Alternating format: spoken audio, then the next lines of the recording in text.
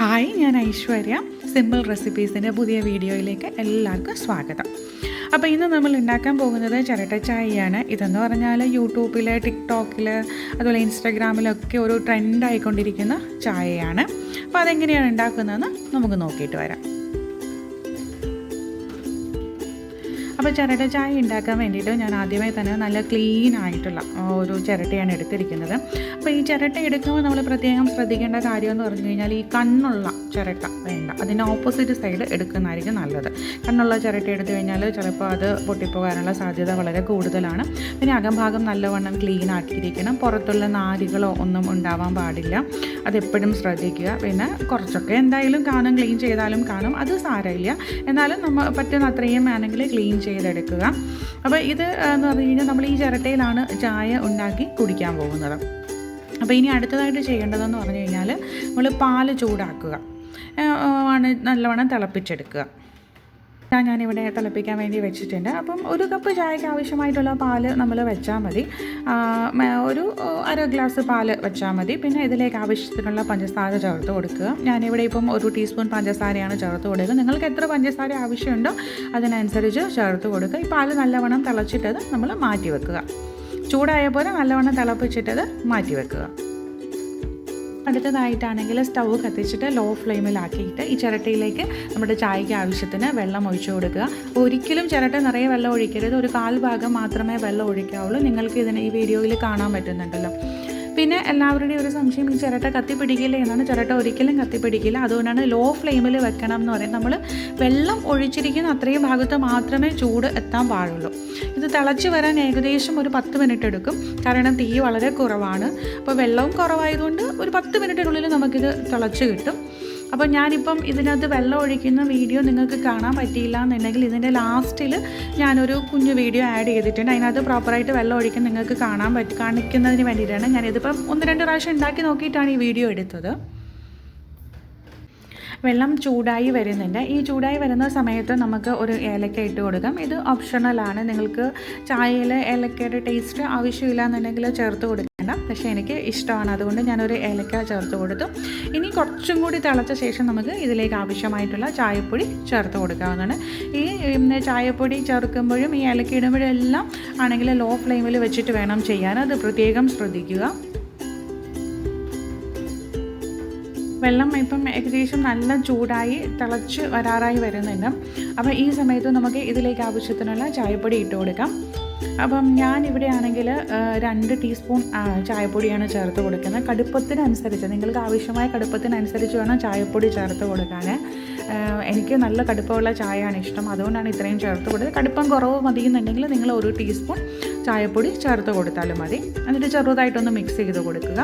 ഇനി ഇത് നല്ലവണ്ണം ഒന്ന് വെട്ടി തിളയ്ക്കുമ്പോൾ മാത്രമേ നമ്മൾ പാല് ചേർത്ത് കൊടുക്കാൻ പാടുള്ളൂ. ഇത് നന്നായിട്ടൊന്ന് തിളച്ച് വരട്ടെ.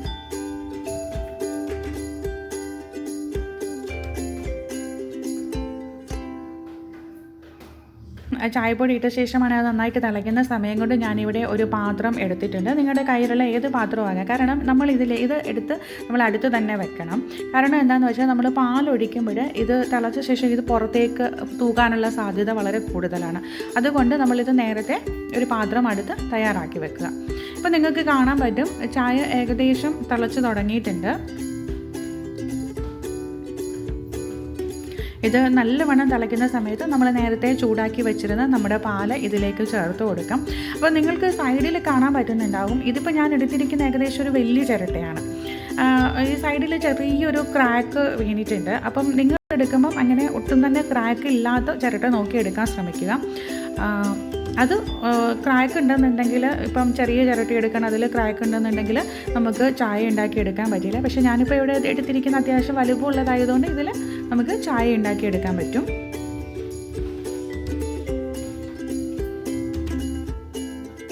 നമ്മുടെ ചായ നല്ലവണ്ണം തിളച്ച് തുടങ്ങിയിട്ടുണ്ട്.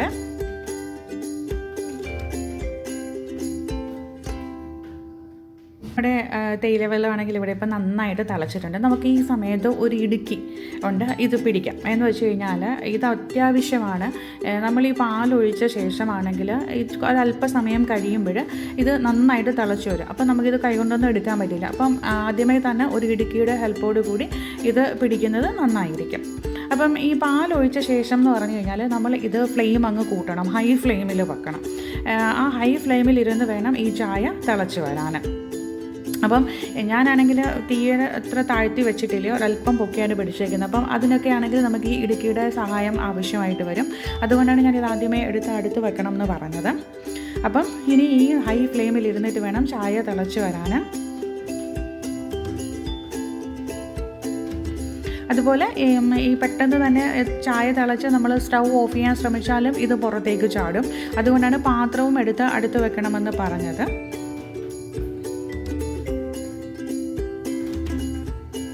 നമുക്ക് ഒരു ചായ ഉണ്ടാക്കിയെടുക്കാൻ അത്യാവശ്യം നല്ല സമയം പിടിക്കും.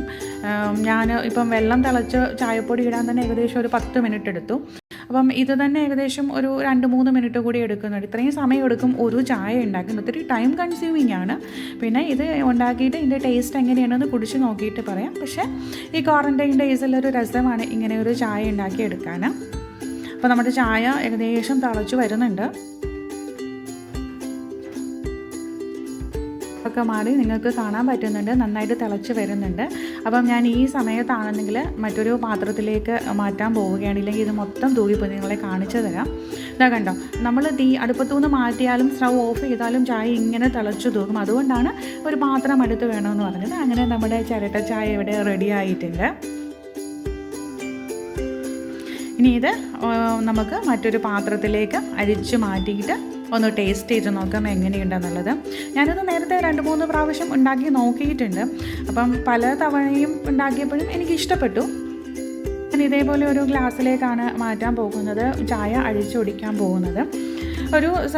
ഇത് കുടിച്ച് നോക്കിയിട്ട് എനിക്ക് തോന്നിയത് എന്താണെന്ന് വെച്ചാൽ ഒരു മസാല ചായയുടെ ടേസ്റ്റ് പോലെയാണ് തോന്നിയത്. എന്നാൽ അത്രയും മസാലയാണോ എന്ന് ചോദിച്ചാലല്ല, ഒരു വെറൈറ്റി ടേസ്റ്റാണ്. ഒരു പ്രാവശ്യമൊക്കെ ഉണ്ടാക്കി നോക്കാൻ നല്ലതാണ്. പക്ഷേ എനിക്ക് ഫോൾട്ടായിട്ട് തോന്നിയത് എന്താണെന്ന് വെച്ചാൽ ഒത്തിരി ടൈം എടുക്കുന്നുണ്ട്. ഇപ്പോൾ ഒരു വീട്ടിൽ 2-3 മെമ്പേഴ്സൊക്കെ ഉണ്ടെന്നുണ്ടെങ്കിൽ നമുക്ക് ഇതേപോലെ ചായ ഉണ്ടാക്കിയെടുക്കാൻ വളരെ പാടായിരിക്കും. പിന്നെ ഞാൻ എവിടെയോ വായിച്ചത് ഇത് ശരിക്കും പറഞ്ഞാൽ കണ്ണൂരുകാരാണ് ഇങ്ങനത്തെ ചായ ഉണ്ടാക്കുന്നതാണ്. സത്യമാണോ എന്ന് എനിക്കറിയില്ല. ഞാൻ എവിടെയോ വായിച്ചതാണ് ഇങ്ങനെ കണ്ണൂരുകാരുടെ ചായയാണ് ഈ ചിരട്ട ചായ. അതിനൊരു പേരും പറയും, പക്ഷേ എനിക്ക് ആ പേര് ഇപ്പം ഓർമ്മയില്ല. അപ്പം ഞാനിവിടെ ഉണ്ടാക്കിയപ്പം ഏകദേശം ഇത്രയും ചായ എനിക്ക് കിട്ടിയിട്ടുണ്ട്. അപ്പം ഞാൻ എടുത്ത ചിരട്ടയും വലുതായതുകൊണ്ടാവാം ഇത്രയും ചായ കിട്ടിയത്. നിങ്ങളെടുക്കുന്ന ചിരട്ട വളരെ ചെറുതാണെന്നുണ്ടെങ്കിൽ ഇത്രയും ചായ ലഭിക്കില്ല. അപ്പം എല്ലാവർക്കും ഈ വീഡിയോ ഇഷ്ടമായി എന്നാണ് ഞാൻ വിചാരിക്കുന്നത്. വീഡിയോ ഇഷ്ടമായി കഴിഞ്ഞാൽ ലൈക്ക് ചെയ്യാനും ഷെയർ ചെയ്യാനും കമൻറ്റ് ചെയ്യാനും ഒന്നും മറക്കരുത്. അപ്പോൾ ഇനി നമുക്ക് മറ്റൊരു വീഡിയോയിൽ കാണാം. Thank you for watching.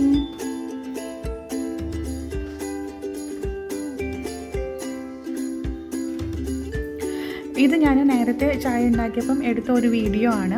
അപ്പം നേരത്തെ കാണിച്ച വീഡിയോയിലാണെങ്കിൽ എൻ്റെ കൈ മറിഞ്ഞിട്ടുണ്ടെന്ന് എനിക്ക് തോന്നി. അപ്പോൾ ആർക്കെങ്കിലും വെള്ളം ഒഴിക്കുന്ന അത് ഡൗട്ട് തോന്നിയാലോ എന്ന് വെച്ചിട്ടാണ് ഞാൻ ഇതുകൂടി ആഡ് ചെയ്തത്. അപ്പം ഇതിന് വെള്ളം ഒഴിക്കുമ്പോൾ ഞാൻ കാൽഭാഗം മാത്രമേ വെള്ളം ഒഴിക്കുന്നുള്ളൂ. അതിൻ്റെ ആവശ്യമേ ഉണ്ടാവില്ല. കാരണം ആ ചൂട് നമുക്ക് അരഭാഗം വെള്ളം ഒഴിച്ചാൽ വലിയ ചിരട്ടയാണെങ്കിൽ അരഭാഗം വരെ വെള്ളം ഒഴിക്കാം, കുഴപ്പമൊന്നുമില്ല. പക്ഷേ ആ വെള്ളം ഒഴിക്കാൻ അത്രയും ഭാഗത്ത് വേണം ചൂട് കിട്ടാൻ, ഇല്ലെങ്കിൽ ചിരട്ടയ്ക്ക് തീ പിടിക്കാനുള്ള സാധ്യതയുണ്ട്. അതുപോലെ ക്രാക്കൊന്നും ഉള്ള ചിരട്ട എടുക്കരുത്, അതും പ്രത്യേകം ശ്രദ്ധിക്കുക. ഇത്രയൊക്കെ ശ്രദ്ധിച്ചാൽ വളരെ ടേസ്റ്റി ആയിട്ടുള്ള ചിരട്ട ചായ നമുക്ക് ഉണ്ടാക്കിയെടുക്കാൻ സാധിക്കുന്നതാണ്. അപ്പോൾ എല്ലാവരും ഉണ്ടാക്കി നോക്കണം. എല്ലാവരുടെ വീട്ടിലും ചിരട്ടയും പാലും ഒക്കെ ഉണ്ടാവുമല്ലോ. അപ്പോൾ ഇതൊന്ന് ട്രൈ ചെയ്ത് നോക്കാൻ ആരും താമസിക്കരുത്.